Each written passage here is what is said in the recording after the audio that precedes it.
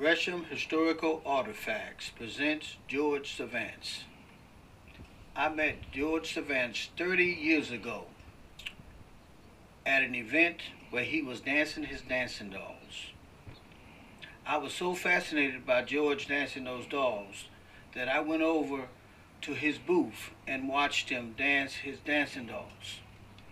And so after he finished performing, I interviewed George by asking him about his dancing dolls.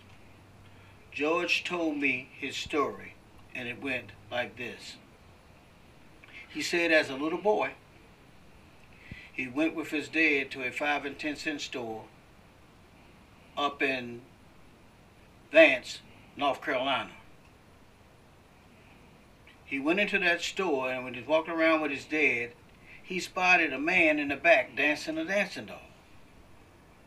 And so George was so excited, he went to his dad and said, "Dad,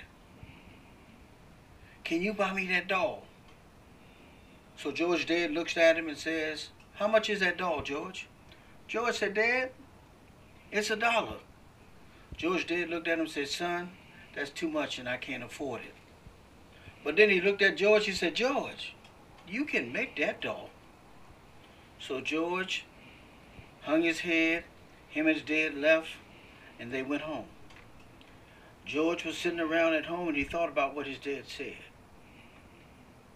And then George got up, went outside, found him an apple crate, a butcher knife, 2 long stem matches, and a hanger. And George made his first dancing doll. And from the time of 13 years old until George turned 86 years old, he made dancing dolls. This tape is in memorial of George. He passed in March of 2008, but his dancing dolls continue to dance.